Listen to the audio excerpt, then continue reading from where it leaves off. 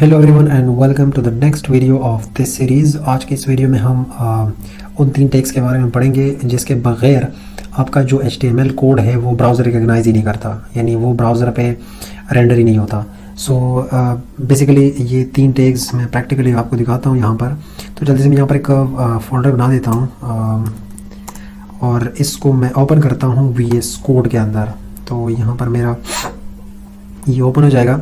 यहाँ पर जल्दी से मैं एक फाइल क्रिएट करता हूँ index.html और यहाँ पर ये मेरा फाइल जो है ये क्रिएट हो जाएगा। सो यहाँ पर जो बॉयलर प्लेट कोड HTML का वो शिफ्ट एक्सक्लेमेशन और यहाँ पर ये कोड आ जाता है। सो ये बेसिकली वो कोड है जो कि आपका इसके अंदर आप कुछ भी लिख सकते हो। फॉर एग्जांपल बॉडी के अंदर जो है वो आप डिफरेंट टाइप के टैग्स लिख सकते हो और वो ब्राउज़र में आपको शो हो जाएंगे। बट ये टैग्स अगर मैं रिमूव करूँ ना तो आपका ये वाला पेज, ये वाला फाइल ब्राउज़र रिकॉग्नाइज ही नहीं करता। तो दैट्स वाई ये बहुत ज़्यादा इंपॉर्टेंट है। तो यहाँ पर 3 टैग्स हैं, HTML टैग है, एक हेड टैग है और एक बॉडी टैग है।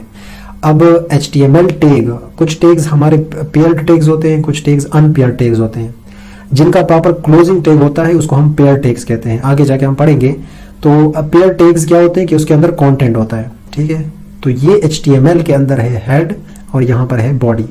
तो HTML इन दो चीज़ों को अंदर जो है ये एक तरह का इसका कंटेंट है। अब हेड जो है उसका अपना पर्पस है, बॉडी का अपना पर्पस है।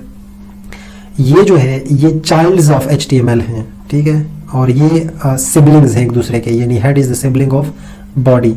सो यहाँ पर देखते हैं कि हेड टैग के अंदर जो भी चीज़ हम डालते हैं उसका काम क्या होता है। तो हेड के अंदर जो डेटा हम डालते हैं वो मेटा डेटा होता है, एक तरह का। Meta data means data about data. तो यहाँ पर जो डेटा पड़ा होता है उसके बारे में इंफॉर्मेशन यहाँ पर पड़ी होती है, ठीक है। तो हेड टैग के अंदर यहाँ पर एक बार रन करते हैं। तो यहाँ पर कुछ लिखा हुआ नहीं है तो ये एम्प्टी होगा पहले। तो इधर जाके आप देख सकते हैं कि ये एम्प्टी फाइल यहाँ पर रन हो चुकी है। यहाँ पर आते हैं और यहाँ पर इसके अंदर कुछ लिखते हैं। यहाँ पर फॉर एग्जाम्पल मैं h1 हेलो वर्ल्ड, ठीक हो गया। तो यहाँ पर ये जो व्यू पोर्ट है ये यहाँ से लेकर यहाँ तक, ये जो आपको नज़र आ रहा है इसको हम व्यू पोर्ट कहते हैं। तो यहाँ पर ये कंटेंट रेंडर होता है। अब ये तो बॉडी के अंदर जो है ये रेंडर हो गया, यानी बॉडी के अंदर जो भी टेक्स्ट, जो भी टैग्स हम लिखेंगे उसका काम ये है कि इसको यहाँ पर शो करना। बट हेड के अंदर जो डेटा होता है वो बेसिकली यहाँ पर शो नहीं होता, वो यहाँ पर शो नहीं होता, वो एक तरह का मेटा डेटा होता है। जिस तरह पर ये डॉक्यूमेंट आपको दिख रहा है, ये यहाँ पर आप चेंज कर सकते हो। फॉर एग्जांपल मैं टाइटल लिख दूंगा तो यहाँ पर ये रिप्लेस होकर टाइटल हो जाएगा। तो ये एक तरह का मेटा डेटा है वेबसाइट के बारे में। यहाँ पर आप देख सकते हो कि मेटा कैरेक्टर सेट UTF-8 यानी स्ट्रिंग फॉर्मेट में जो हम लिखते हैं, आप ये भी चेंज कर सकते हो। इसके अलावा ये रिस्पॉन्सिवनेस के लिए हम यूज़ करते हैं कि डिफरेंट डिवाइसेस में आपका पेज किस तरह दिखेगा। इसके अलावा ये आप लिख सकते हो, आप डिफरेंट तरह के फाइल्स यहाँ पर लिंक कर सकते हो। फॉर एग्जांपल CSS आप अप्लाई कर रहे हो इस पे, तो उसको लिंक करना है आपने यहाँ पे। इस तरह जावास्क्रिप्ट अप्लाई करनी है इस पे, तो आपने उसको यहाँ पर अप्लाई करना है, यहाँ पर लिंक टैग के थ्रू यहाँ पर इम्बेड करना है। प्रैक्टिकली दिखाता हूँ यहाँ पर।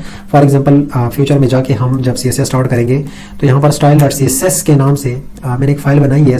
तो यहाँ पर h1 बॉडी के अंदर इनक्लोज था, वो मैंने यहाँ पर रिसीव कर लिया और इसको मैं बैकग्राउंड कलर जो है वो रेड दे रहा हूँ। समझ नहीं आ रहा, कोई बात नहीं, आगे जाके पढ़ेंगे।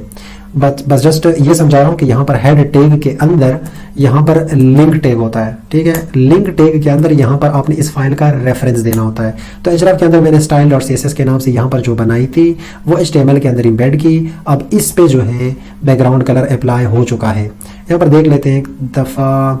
style.css के नाम से इसको सेव करना मस्ट है। मैंने बताया था ना कि लाइव सर्वर का क्या काम होता है कि जैसे आप कंट्रोल सेव करते हो वो यहाँ से जो रिकॉर्ड्स होते हैं, यहाँ से जो डेटा होता है वो ट्रैक करके यहाँ पर अपडेट कर देता है, ठीक है। तो लाइव सर्वर का यह बेनिफिट है। तो यहाँ पर ये चीज़ अपडेट हो चुकी है, ठीक है। तो इट मीन्स कि अगर मैं इसको रिमूव करूँ तो ये CSS इस पर अप्लाई नहीं होगा, ठीक है। तो ये जाहिर बात है, CSS एक तरह का यहाँ पर मेटा डेटा था इस डेटा के बारे में। तो जितने भी इंपॉर्टेंट फाइल्स हैं, जितने भी सीरियन फाइल्स हैं, फॉर एग्जांपल आगे जाके जब हम रिएक्ट यूज़ करेंगे तो वहाँ पर डिफरेंट टाइप्स की लाइब्रेरीज हम इंस्टॉल करेंगे।